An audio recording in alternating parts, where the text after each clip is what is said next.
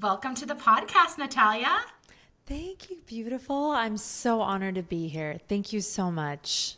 It is my pleasure. As I was telling you earlier, many years in the making, and I'm so grateful that we're finally getting to connect. Oh my God, me too. And I'm super, super grateful. I'm excited about this conversation too.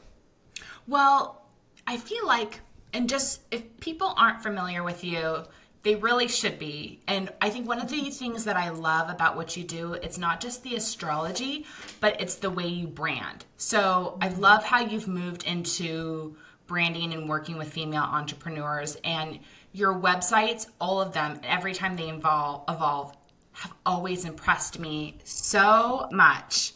You Thank do you, such, babe. yeah, you do such a beautiful job. But I'd love to know, so we can get to where you are now. I'd love to start with how you first got into astrology. Yeah, it's kind of a funny story, but the long and the short of it is I moved to Los Angeles thinking that I was going there to become a famous jewelry designer. That was like my first business. I started it when I was 19, and I was like, if I really want to bring this somewhere, I got to move to LA, and I just felt this pull to move to LA. Well, little did I know, my guides were laughing because they're like, yeah, you think you're moving to LA for jewelry, but you're actually moving to essentially become an astrologer and a spiritual teacher, so to speak. So when I got to Los Angeles, I was in a relationship and the guy broke up with me like literally less than 2, 3 months after I moved there. And I was so upset. And I was sitting at the Five and Dime. For anyone who's familiar with downtown LA, I was sitting at the Five and Dime in downtown. And I will never forget. And I was like lamenting about this Gemini boyfriend breaking up with me. And I just remember sitting there and my friend looking at me and saying, have you ever heard of astrology? And I'll never forget that moment because that was the gateway. And she got me into this astrologer called Christopher Witecki. I started listening to his videos about the lunar transits every single day. I can't even believe he recorded videos for these every day. Like, what an act of service. And I just listened to those almost religiously for a year until he ran a sale on his readings, $150 for a natal chart session, which for me may as well have been $15,000. That was so much money to me. I was like, I can't believe I'm sending this random person from the internet $150. This is back in 2009. And I had a session with him around, I guess at the time I was maybe 22 or 23.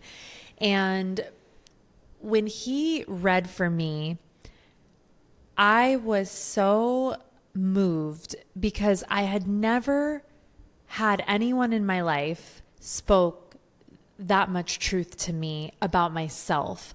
I was very influenced by my grandparents. They were very deep, very soulful people.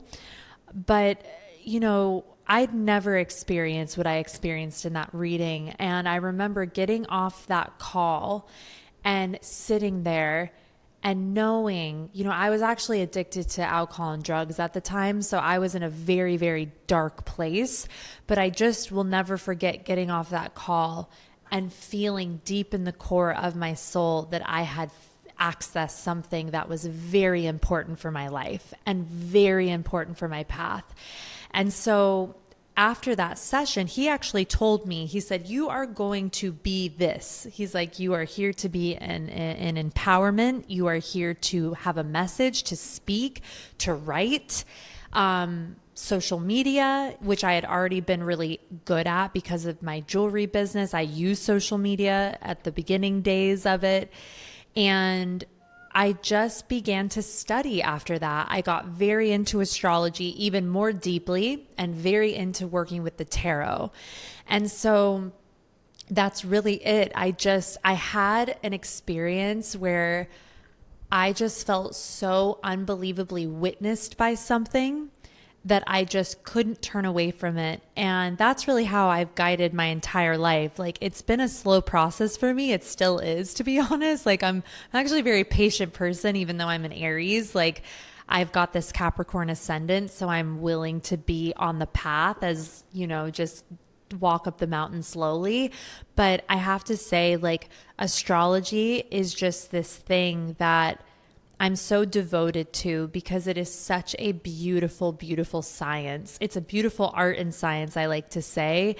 And that was really the beginning for me, was just having a session and he was an extremely skilled astrologer. Like, I've never had a session that powerful ever since. And that was really, it was the perfect person because it really welcomed me in to my relationship with astrology and becoming what I like to call like a student of astrology, which I still consider myself a student of astrology. It's something that people can study for a lifetime. And I always wonder, with people like you who pick up astrology as a career and have the ability to read it. Now, you've spent a lot of time studying it and learned the language, but I often feel like people like you who pick it up in what seems like easy, that you've learned it before. It's a language you already knew. Do you find that with other astrologers, that it's in their chart, that Absolutely. the skill is actually appears in their chart?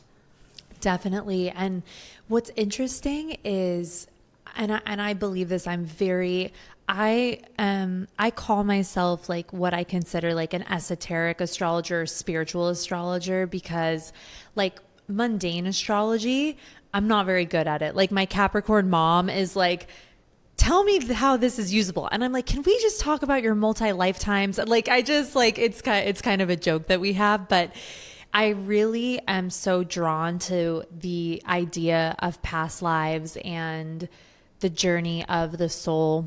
And this is why astrology is so captivating to me, because the idea is that it's a blueprint of the soul. And to answer your question specifically, I have this belief, and I think it's so beautiful. But really the idea that when we're drawn to something, especially like astrology, we build the skill over many lifetimes, because astrology is a very, very deep study. And just like you said, Whitney, you can study it like your whole life. Like it literally never ends. It is so, so prolific in that way.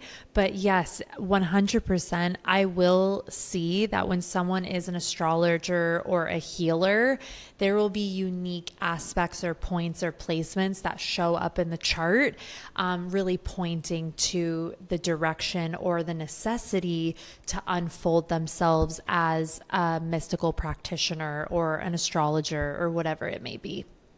Do you think that the timing was right on for you to learn about astrology? Do you think your life leading up to that, and maybe your addictions as well, would have been different if someone had sat you down at an earlier age and showed you your chart and showed you kind of your natural gifts? Oh, I love that question. I mean, I think everything that I experienced, at least the way that I look at it, I've just made so much peace with it, because I definitely have moments where my ego will kick in and it'll be like, well, yeah, what if I did learn certain things sooner? Or what if I don't know, did I need to go through addiction to unfold these parts of my personality? But I don't think I would have been ready, to be honest. I have changed so much over many, many years, just like we all do. We evolve. But I don't know that I would have ever been ready for that mystical depth that is very present in my chart. Because for me, as a Capricorn ascendant, and anyone who has either Capricorn sun, many Capricorn placements, a Capricorn ascendant like me, well, if you have a Capricorn ascendant, Pluto would have moved through your 12th house of spirituality and depth and healing starting in about the year 2008, 2009. Well, wouldn't you know it? That was about the year that I started using drugs, ironically, and it was the year I moved to LA. But throughout that decade plus, as Pluto was moving through my 12th, that deepened me spiritually a lot. And Pluto in astrology, it's known as like a malefic planet because it's very intense, and it will really invite you in a potent, actually Pluto doesn't invite, Pluto demands that you transform. There's some part of your personality that needs to die and be reborn. And so for me, and for any Capricorn ascendant over that decade, the transit would have been occurring through that 12th house of spirituality, the subconscious, past lives. And I happen to have Neptune there as well. So it was really a transit of unfolding and unlocking my relationship to my spirit. So just to simply answer your question, babe, like, I don't think I would have been ready. I was not always like this at all. I used to be very, very different, very Aries, very selfish. And selfish is relative. Like, I definitely have always been very self-involved. Now I see it as more of a healthy thing. Like, when my cup is full, I have more to give. But when I was younger, I would say it didn't have that much intention around it. It was just kind of selfish. But I definitely have changed a lot. And it's powerful when you know your transits, or you can look at your transits, because you're just like, holy shit, kind of the symphony of the universe, and the way that our transits reveal certain influences. And astrology, as what is her name? I think it's Isabel Hackey. I'll have to look it up, but she's a spiritual astrologer. She says astrology does not tell you what will happen; it tells you what can happen. And we do have free will, and we are, dancing this dance of our transits, of what is meant to happen, what we're creating. Anywho, so that's is one of my favorite topics, but definitely I think that the timing was perfect, even though I definitely suffered a lot and put myself probably through more than I needed to. But on the other side of it, it all makes sense now in hindsight, and with that Pluto transit. Well, since we're essentially in a new age, we have entered the age of Aquarius, but we're also in a new age in what people are willing to teach their kids. Everyone's a little more open-minded. Everyone's a little more, you could say, woo-woo. What do you think is a good age to introduce someone to their natal chart? If someone's listening to this and they're thinking, gosh, I wish I could get a reading done for one of my kids, maybe this would really help them. What do you think a good age is to actually get your chart read, and for someone to get on a call or sit down with an astrologer if they're a kid or a teenager? Oh, I mean, well, first and foremost, there's two things that come to mind. Number one, it's so relative for first, it's very important who you were to take them to. So as the parent, it's just maybe you wouldn't sit your kid in front of extremely traumatizing television for 6 hours. You know what I mean? It's yes. being really intentional about what someone is exposed to and from who. And I would just say, first, making sure that astrologer is a good communicator and really rooted from a place of empowerment and helping that child or teenager understand themselves, accept themselves. That's really important to me, and how I communicate and use the tool of astrology, not in any kind of fatalistic way or to scare someone, but to rather help them understand themselves and give context as to why they have, just to give them context. I think that's one of the most beautiful things about astrology, is it can really grant context. But then what I would say is, it's obviously, I think, I don't want to give any hard and fast age, because every kid, every person is so different.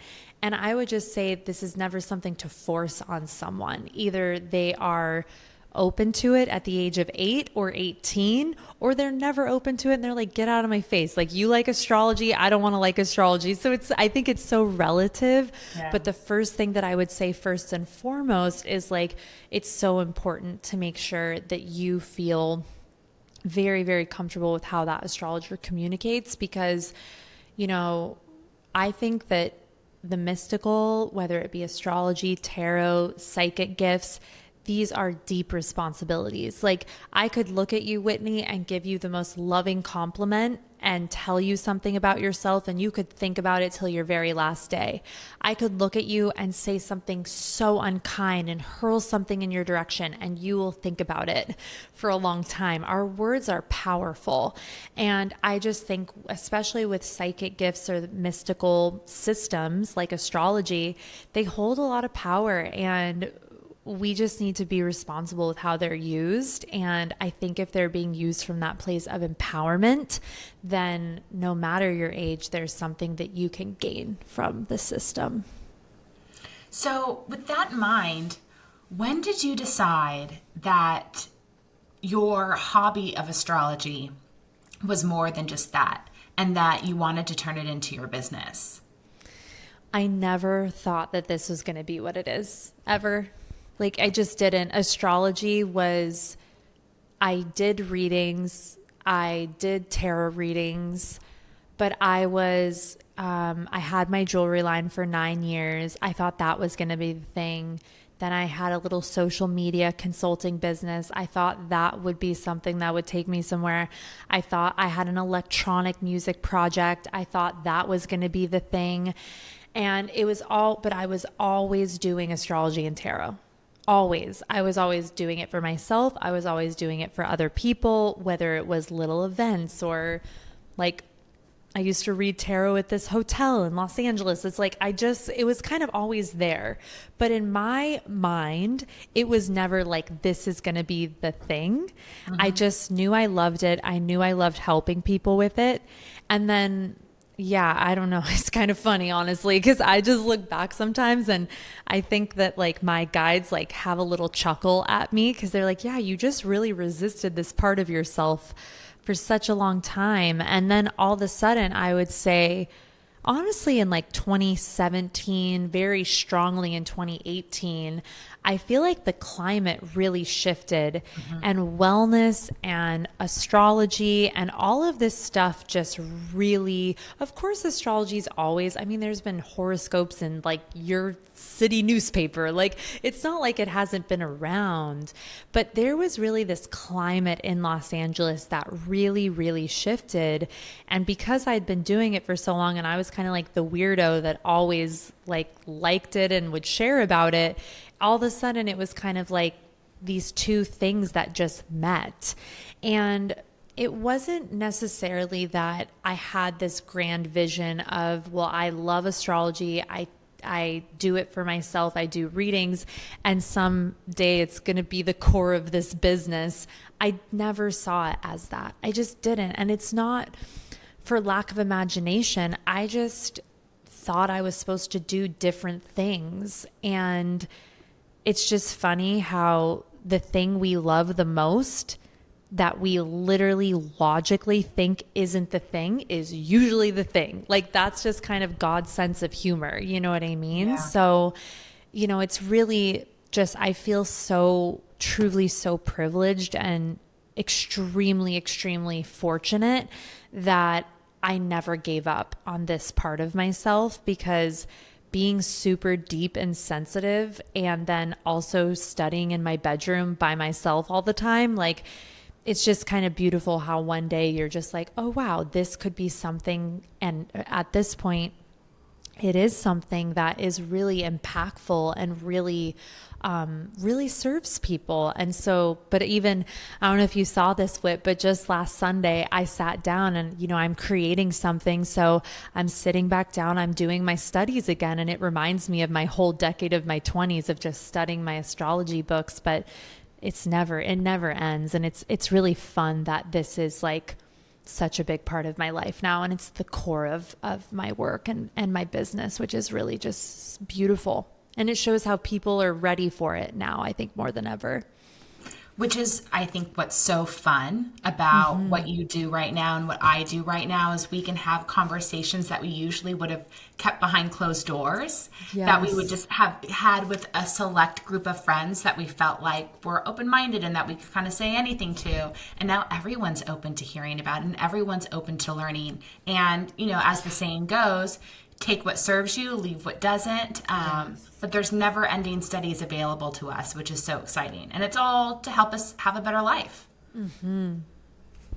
That's what it's about. It's like, if you're not using it to become, I don't even like the word use, but if you're not utilizing it to become a more holistic expression of yourself. I actually ran into this guy.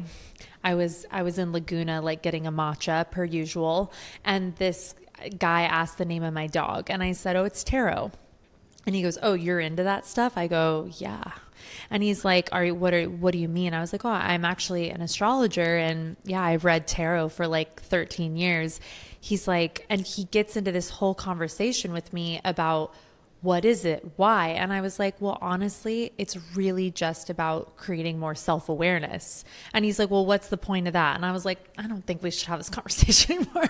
I was like, look, I don't need to talk you into it, but it's like, I know for myself, I want to live a more self-aware life, because the more self-aware that I am, the more grace I give other people. And I was like, you don't seem to be in that position in this very moment where you want to give me any grace. So maybe the self-awareness would be good for you, but I can't force that upon you. You're either into this stuff or you want to be into it, or just circumnavigate in another direction. But the tools are there to help us be more conscientious with ourselves, with our own shit, and then perhaps extend that grace to other people. And one thing I love about astrology is that it does, like, even if I'm just being silly with it, it's like, I love knowing that someone is a Cancer or someone has a moon in Gemini or whatever.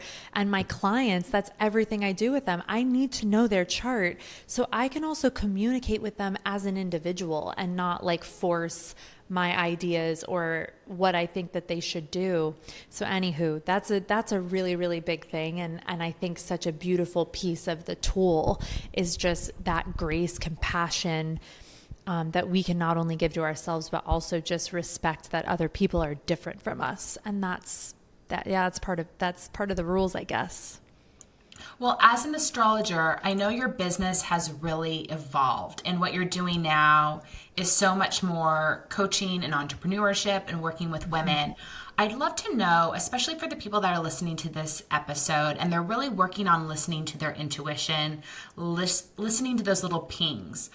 What was happening over the past few months or few years, that the little nudges that you were getting that you needed to evolve your business again? I mean, the truth is that what has helped me most in doing that has been being mentored by other people. Like, one of my best friends, who she started as one of my coaches, I remember we were talking one day, and I had just done a really deep EFT tapping session that day around purpose. And then she and I had a session, and all of a sudden I realized, this was like the beginning of 2021, I think. And I was just like, whoa, I have been terrified to talk more about money and business because I'm afraid people are going to judge me.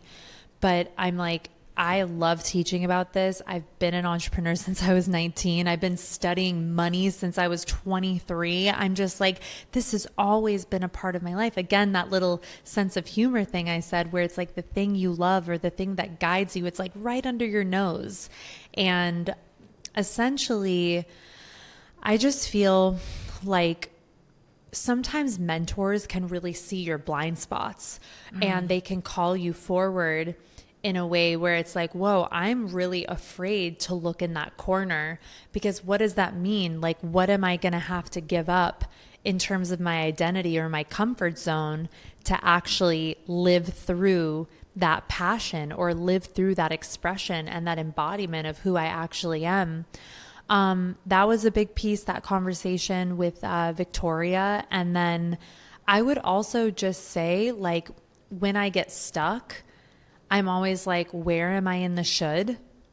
Like, am I shoulding? Is this a should? Am I looking at someone else and what they're doing and it seems like it's working, so I think I should do that? And for me personally, and also I'm not as versed in human design, but I do really like human design. And I think for business, it's also really powerful, especially for your decision making. It's just like a really, really cool thing to understand like your authority. And essentially that's been a big thing too, is like listening to that sacral authority for me. Like I'm a Manny-Gen sacral authority, if anyone's familiar. But for me, it's really like those gut feelings. Like when I feel burnt out, that's usually because my sacral is burnt out on something. And as soon as I started to become more privy to that, it really shifted like the shoulding and really started to move me into like authentic. People say authentic alignment all the time, but like I really mean that. Like it really did help me move into a place of just a more authentic embodied path and get out of the shoulds.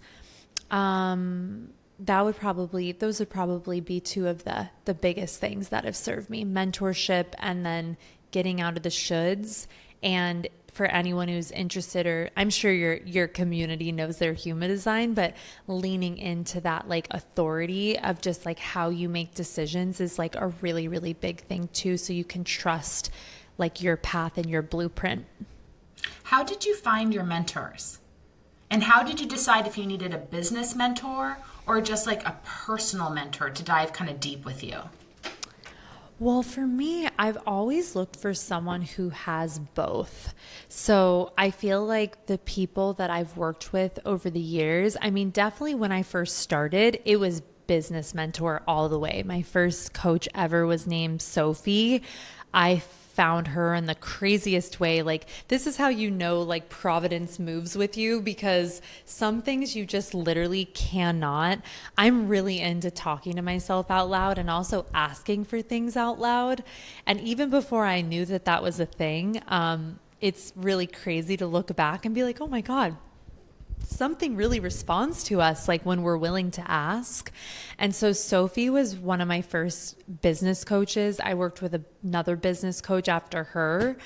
And over the years, I've just trusted again that gut, like who am I drawn to? Like who is living or breathing their work, or they're offering something that really feels like the next thing for me. I ended up working with a coach for about 2 years named Taylor Ray, all around funnels. She really helped me look. I used to be so anti funnels and automations. I thought it was a cop out. Like if you're not burning out every other week, then you're not doing it right. I mean, silly, but that was really it was just sort of my like inner dialogue. And she really helped me see that creating funnels, building automations, that these are the things that actually can help me serve more people. And it really created a lot more ease and spaciousness in my nervous system. I worked with Chris Harder for a little while. I worked with Victoria Washington, who I just mentioned.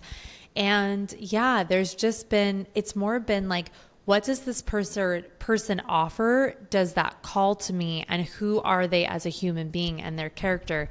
I've definitely worked with coaches before where it was just purely like, okay, they're talking numbers or this. And to be honest, those were always my worst experiences, because there never really felt like I mean, obviously I'm a business mentor, like numbers are important, but I always found like when I was working with someone, because they talk numbers all the time and their revenue all the time, for me, those were always the experiences that fell the most flat, because that's just not really how I function. So I definitely have had my share of incredible mentors who were really heart-led, and then some where it was just kind of more like, it was just an experience or a tuition to learn more about myself, but not necessarily the right fit for me. And I think that is true as we all journey through this industry and through personal development and spiritual growth. There's going to be people that really are there to nourish and support you. And then there's going to be people where it's just not really the right fit. So I've had a mixture of all of the things. And I'm a Sagittarius moon. So I really love like mentorship and guidance and all of that good stuff.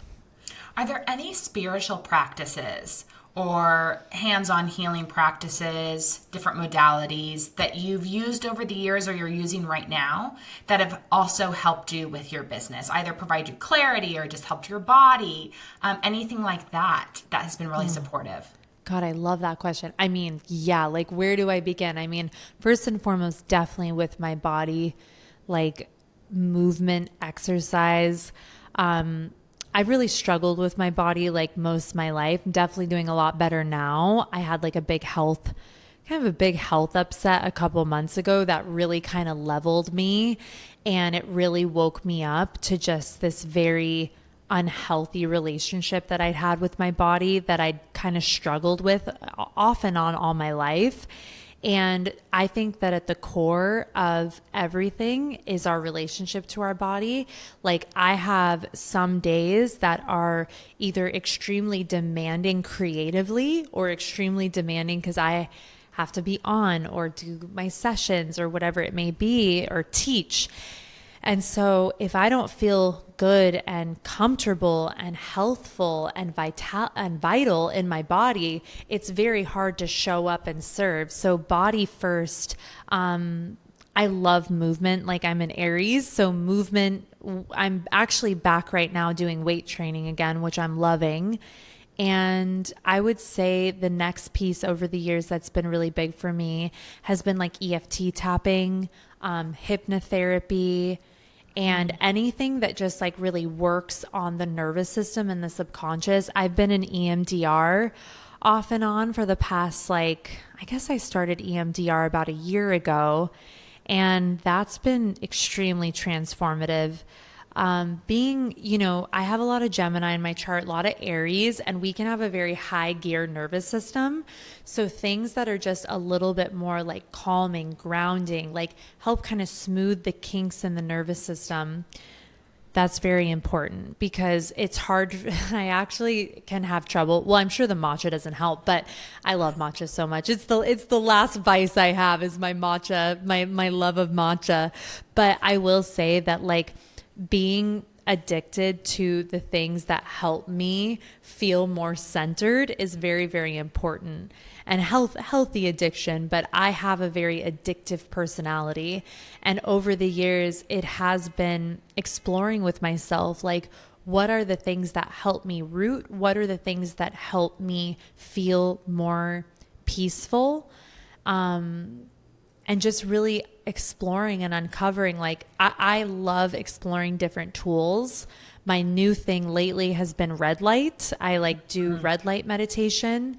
And since this thing happened a couple of months ago, I've just really been in this mode of like exploring more of like my feminine receptive energy. Because even when I was doing a lot of like Kundalini yoga, it'd always be very active meditations, like things where I'm chanting, I'm singing, I'm doing all this different stuff. And lately it's like, get your darn singing bowl, turn on this red light, you sit there naked, and I'm just like, just sit here and just play your singing bowl and see what thoughts come up, but just sit here in silence for a couple of minutes. And that's really been like a big thing for me because as someone who likes to be on a lot, I also have to create space, or not even have to, but I choose to create spaces for myself where like I don't have a lot of input. I'm really just in a place where I can be receptive. So that's a great question. Beach walks are a big tool of mine now. Just getting my feet into the ocean really quickly. Just finding more ways to just like down regulate myself and feel safe in spaciousness and quiet.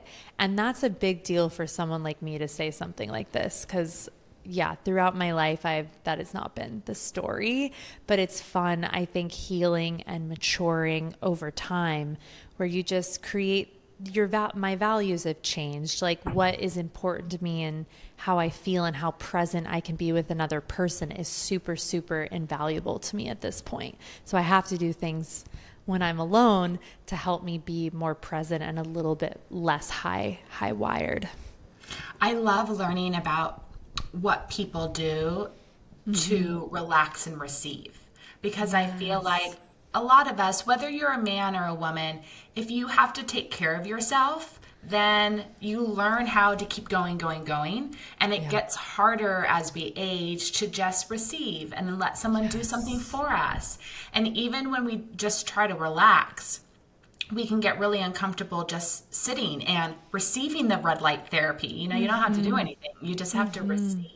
And that can get uncomfortable. And so Yes. I find that it's kind of interesting how sometimes we have to relearn the things that we knew how to naturally do as children. And I think one of them is receiving, especially for women these Gosh. days. I'd love to share something too, babe. Like, that's really cool that you just, yeah, reiterated that word receiving, because when I got sick a couple months ago, ended up in the hospital right down here in Providence. It was an interesting day. And I started watching Tyler Henry, like Hollywood Medium. I watched I've literally probably watched 100 episodes in the last few months. And I just kept getting this hit, like, get a book about mediumship, get a book about mediumship. So I've actually been reading this book by Danielle Dion called Magical Mediumship. And that's another reason I created this little altar in my room and my red light, because I'm like, I definitely, regardless of where I take that practice, and I'm going to even see if I can, like, I'm not really sure, but I'm excited to just learn and see if I can learn the tool of mediumship. I was like, either way, I've got to be a better receiver. And I have to know, like, I've really been in this deeper conversation lately with my guides, with my ancestors. I have a painting of my grandma on my wall in my office. And it's like, just, I've really opened my mind and my heart and my life to this different kind of receptivity, because I used to not function that way at all because it kind of scared me. But over the last few months, that's really shifted, and just bringing up that idea of like quiet and silence and receiving and being with my red light. It's just like, that's a really big deal for me, because I want to prime that muscle of receptivity and feel safe with it. And in my past and in a lot of my life, and I think in other lifetimes, I have never felt safe with that. So it's definitely, and I think for many of us, it is a new practice, because maybe safety hasn't been a part of our life. So it's definitely a big thing to feel safe, to slow down, to just be. And just to also, for me, it's also in this interesting chapter of like, I want to see if I can hone this skill and, connect to my guides more deeply in the service of helping not only my own life, but also helping other people. So stay tuned.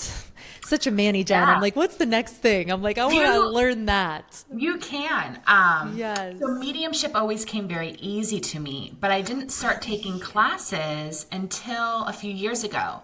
And I took classes in person every Wednesday night. Oh And my God, where?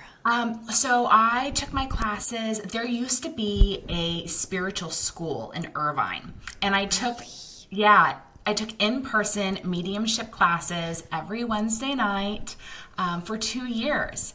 And I had known since I was a little girl that I was a medium, but I always felt like, I need to find a teacher to fine tune the skill and control when it's on and when it's off, because Yes. like we're talking about, it was overwhelming, and I would try to find ways to not feel that way or not see things, because it plays into your nervous system, right? Absolutely. And so finally, I waited a long time, but finally, in my 30s, I went and started taking classes regularly, and it was wonderful. It was a great gift, and I played around with doing it as like a little side business, and then I finally realized, no, it's just a skill I want to have. It's a hobby.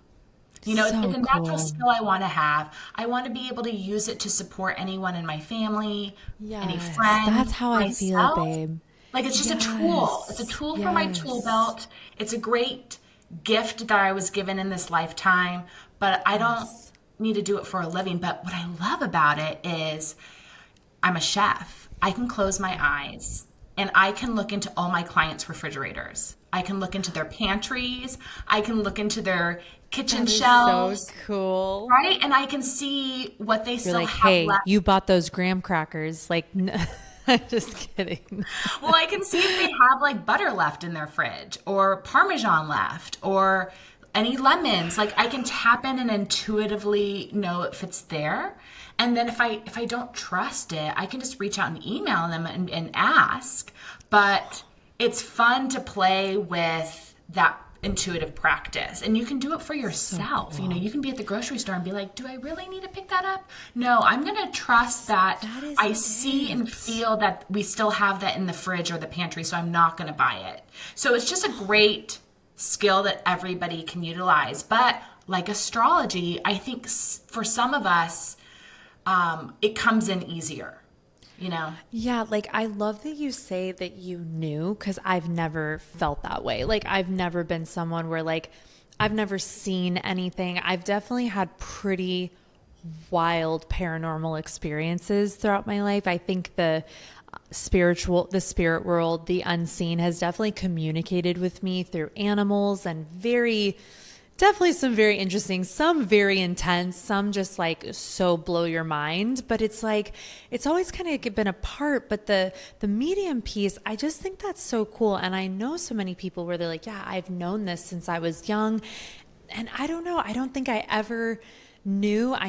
People ask me that a lot, where they'll be like, well, you like this when you were, I was like, God, no, I wasn't like this at all. Like, I think I was very connected to nature and very sensitive, but I just think that's so fascinating. And also what you say about it being a tool, that's exactly how I feel about it. And the truth is, I've also noticed since I've been less afraid of all of this, it's helped me have very healthy boundaries with other people. Meaning, I used to be someone, I'm very friendly, and I also, have you ever learned about the nodes in astrology, like North Node, South Node?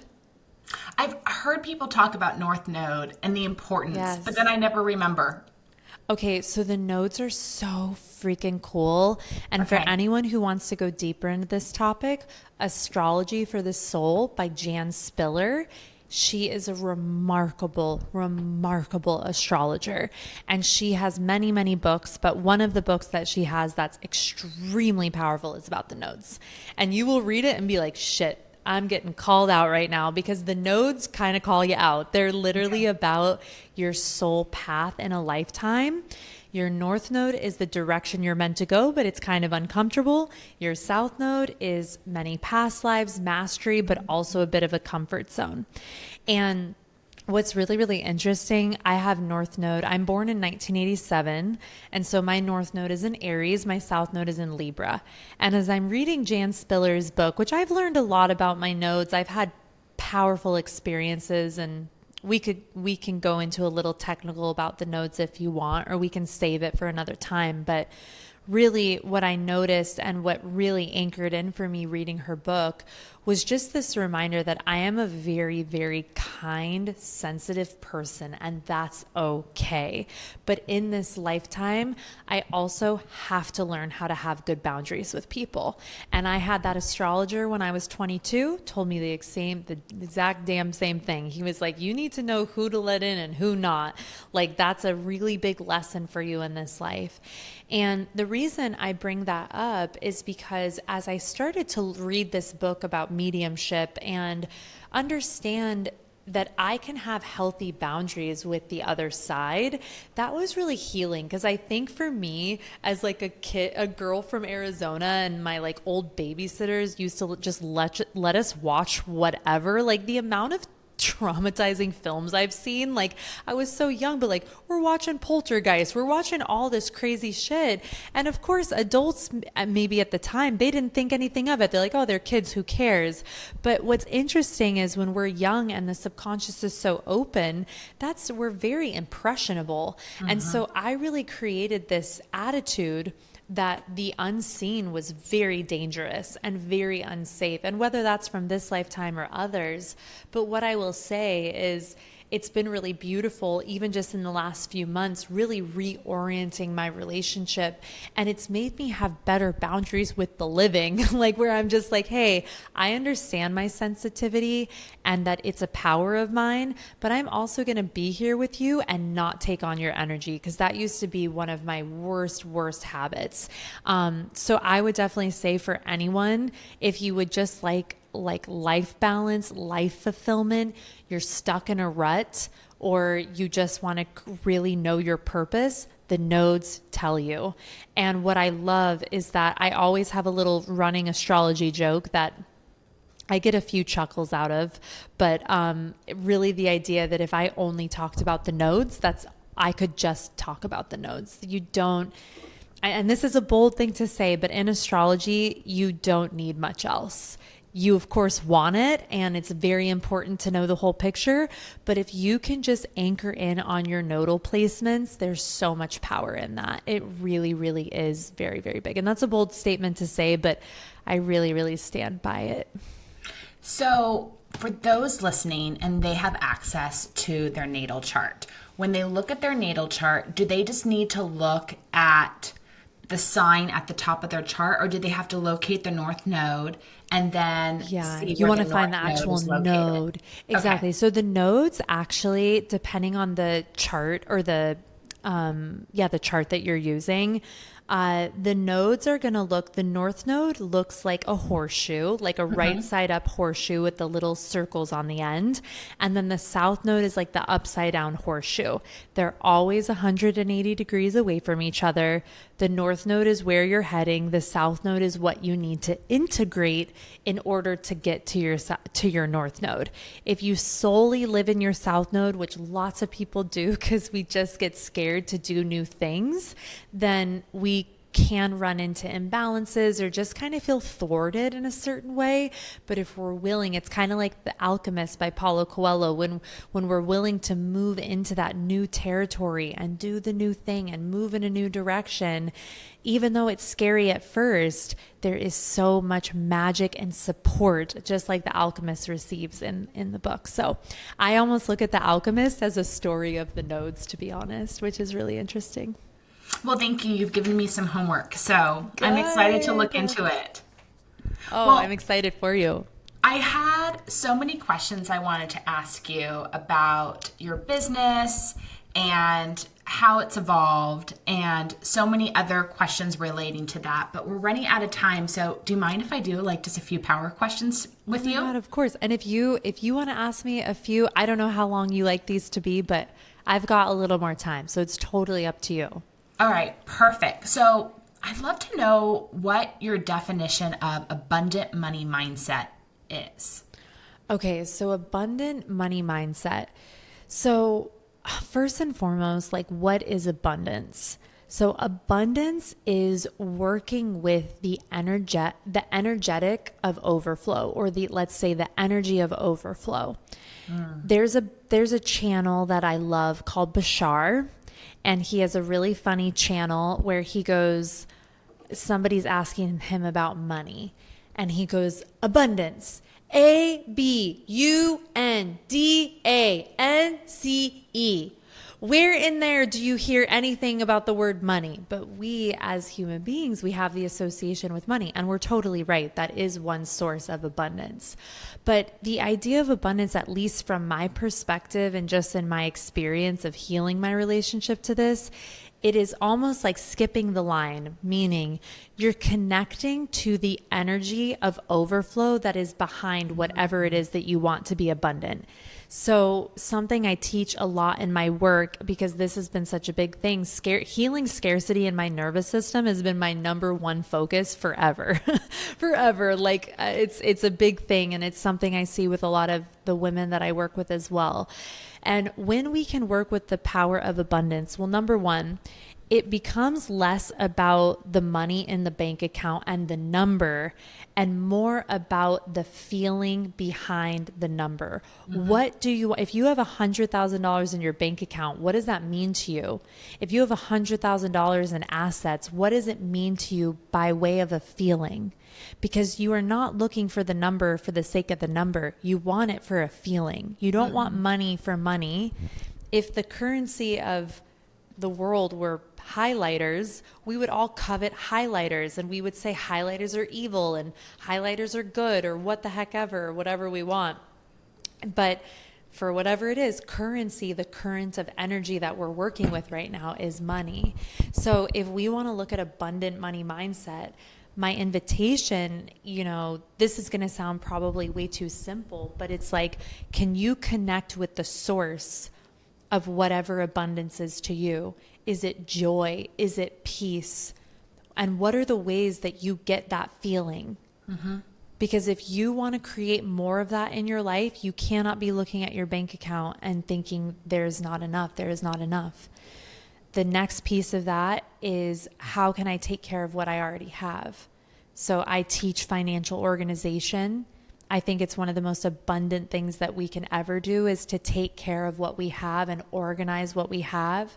So money mindset, it's not something I talk about a ton, but definitely in terms of like abundance or an abundant mindset, I always say connect to the emotion of whatever it is that you think money will give you, and practice it in your daily life. Do you get a feeling of joy by going out to the ocean and like sticking your feet in? Do you get the feeling of peace by meditating for 30 minutes in the morning? It's like, how can you access this feeling that you think money will give you? And money's important. Like, I'll talk about money all day. I teach about it, not every day, but it's like, we also have to connect to the emotional, energetic side of it. And that is being connected to a creative power, something beyond the money, the feeling, the emotion, the creative, and also the creator, whatever relationship you have to that is, whatever the universe, God, whatever. When I want to tap into that feeling of abundance, I have to close my eyes and picture something that represents abundance to me. And that's usually a tree filled with like beautiful little nectarines, or an avocado tree that's just overflowing, or even just like imagining a kitchen counter filled with all different types of fruit from the farmer's market. I have to visualize abundance, and then I feel it. Yes. Are there any visuals that you would recommend for people that are struggling to feel abundance that they can close their eyes and think of, and it can support them having or understanding what that feeling is? Yes. And first, it's like, I think a really powerful thing with money is understanding.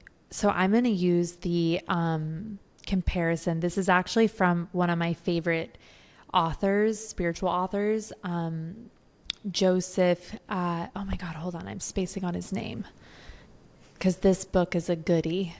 The Power of the Subconscious Mind by Joseph Murphy. Yes.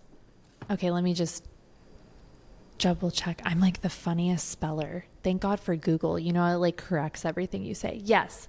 So Joseph Murphy. So he talks about oceans of abundance, like working with the idea of the ocean when it comes to money. If we feel lack, think about the ocean of abundance that is all around us. We have oxygen. Think about the grains of sand on a beach, the leaves on a tree. They fall and then they rejuvenate in the spring. And when we think about the ocean, the ebb and flow, and this is not always easy. If you are in a season of an ebb, or a season of a feeling of lack or not enough, there is something there to look at. And sometimes it's in a grander context with an economy. Sometimes it's just you hate your job, your business is in a tricky place. We all have experiences, no matter how much money we have, where we can feel in ebb, or we can feel in a season of lack or in scarcity. But just like the thing that's been so healing for me is, well, just as the tides of the ocean come in, they also go out. just as leaves fall off a tree in the fall and are barren in the winter, they I was going to make up my own word. They become more plentiful again in the spring. And it's just, that's been healing for someone like me who is also raised in scarcity mindset, like, and raised with fear of loss. And whether for your community, that's a big thing or a little thing, everyone has their own relationship to that. First, if you feel like you're in a season of ebb, why? Is it you need to look at the root and not bypass it? Because as much as I want to say, visualize an ocean of abundance, and you're like, what are you talking about? Like, I don't have time to do that. Like, I'm stressed out. It's like, just sit with and be like, well, what is the source of stress? One thing I teach with money, and if we want to feel abundant, you cannot be avoidant. Avoidance is the number one thing. It's the number one thing that deters us from our greatest prosperity. No matter how much money you have or don't have, we can never be avoidant with money. Just like any relationship that we want to be good and healthy and wonderful, we can't ignore it. We have to take care of it and respect it. So the visualization, once you've gotten to the source of like, well, why do I feel in lack, or what's coming up for me, or do I have a spending issue, or am I in debt, or like what is actually going on? Well, first take care of that on the tactical side, or create a space to deepen with whatever is going on in your life, because avoidance will never create abundance. Now, the other piece of that that's always been really soothing for me is that ocean visualization. Just as things come in, they also go out, but they come back in again. One of my favorite money teachers, Denise Duffield Thomas, she literally says, like, money is always coming back. Money is always on the way. It's always returning. And I say that to myself all the time. I'm like, as I release something, it is coming back to me. I have a car that I love, and I backed it into an alley wall. I had never done that before. And I was like, okay, gonna have to first take care of that and then spend the money to get it fixed. And it's just kind of one of those things where, like, I couldn't ignore that I backed my car into an alley wall. I had to actually take care of it. And then now it's smooth and beautiful again. And I said, God, will you pay for this? And I just, like, it's kind of my little joke. I'll be like, universe, will you pay for this? And just being in that kind of energy of humor, especially when you make a mess up like that, because it happens, and that's what money is there for. It's there to support us. Well, with that in mind, and you need to call in more clients, how can we call in what you call soulmate clients? Or I should start with, what is a soulmate client? Well, yeah. So to me, I would say a soulmate client is someone that you just feel deeply aligned in working with, where you're just like, those moments where you're sitting across with someone, or you're serving them in your work, and you're like, God, this just feels so right. It just feels so nourishing for both sides. To me, that is a soulmate client. And in terms of calling in your soulmate clients, well, you have to be authentic to who you actually are.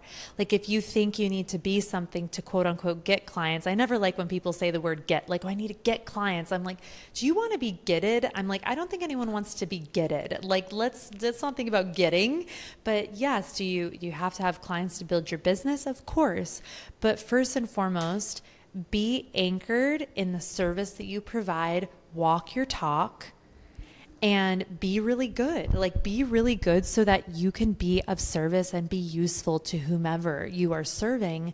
And then in terms of calling in or magnetizing your clients, at least what it has been for me is just being in that really authentic embodiment of me. Like, I work with people that I really align and resonate with because they know who I am. And everyone has varying degrees of what it is that they feel comfortable in terms of expressing on social media or whatnot. So find a way that works for you, but just know that through your branding, through your messaging, through the way you present yourself, the way you communicate, when you're just doing that from your heart and who you are as an individual, I think that's really important, because, like, if I think I need to be something so people book sessions with me, but then they get to meet me and they're like, well, you're completely different, that's going to not be good, like, for either of us, because I think it's exhausting to be something that you're not. But I also totally honor that for some people, being completely and totally authentic or super open on social media or through their marketing is maybe a little bit more challenging. So it's really just exploring your relationship to your self-expression, but understand that if you want to call in the people that you want to work with and have those like those, I call them like soul contracts. I believe so strongly that there are people on this planet that I am destined to work with. Like, we've made agreements, and I'm literally, just as they have been there. It's like what you asked me about how I felt called to work with certain mentors. Well, the ones I used my left brain for, and I was like, oh, I should because they've done this, or oh, I think I should do that. Those were always the ones that didn't really work out. But the people where I felt this call and this pull from my heart, it was like this inexplainable thing. I think that those are the people that I've had contracts with. And they've all proven to be very, very deep relationships. Many of them I'm best friends with now, which is kind of hilarious, but they first guided me.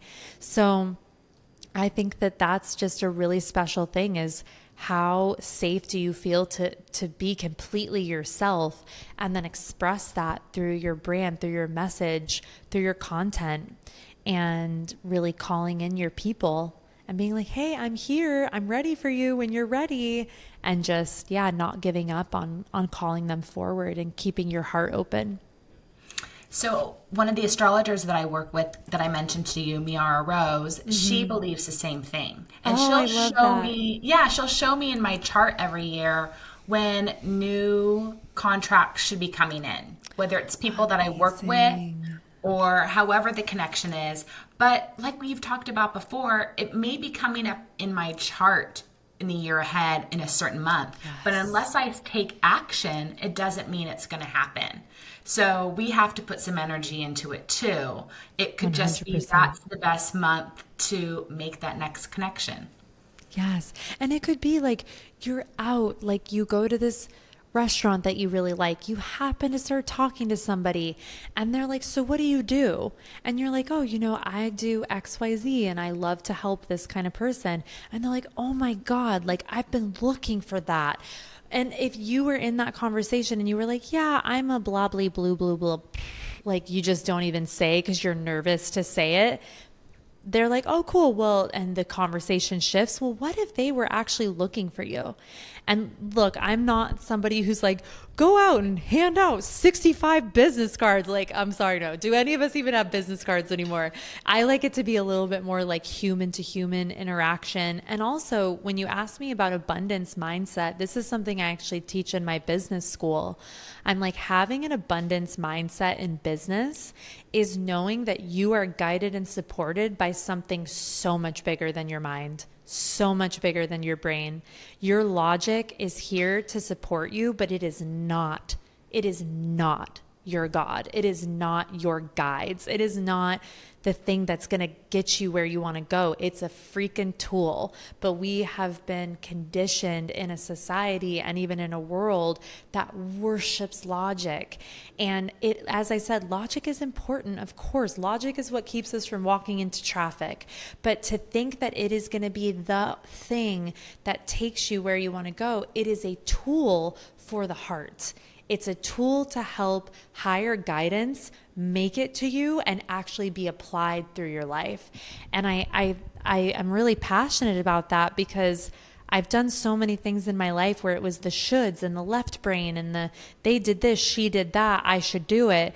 And it's like the thing where I have trusted my heart guidance. I know it sounds like a Hallmark card, but it's really flippin' true. And there's a reason it's a cliche because it's true. It's like when you trust this subtle knowing, it's going to take you where you need to go. But so few people, and I see it all the time in my work, so few people feel safe trusting that right off the bat. They think they need to learn and lean into this in the deepest way.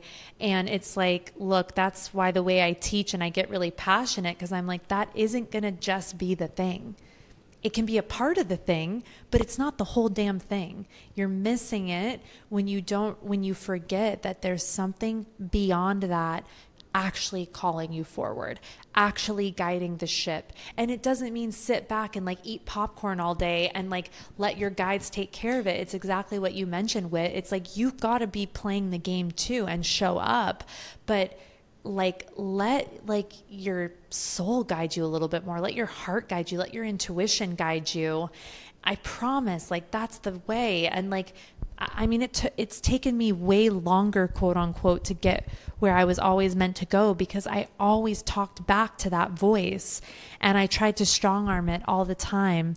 And yeah, it's take it from me, like freaking 15 years in the making. It's just like, trust it sooner and see what you can create, because what you love and what you feel pulled towards, it is not there to lead you astray. It's there to lead you forward.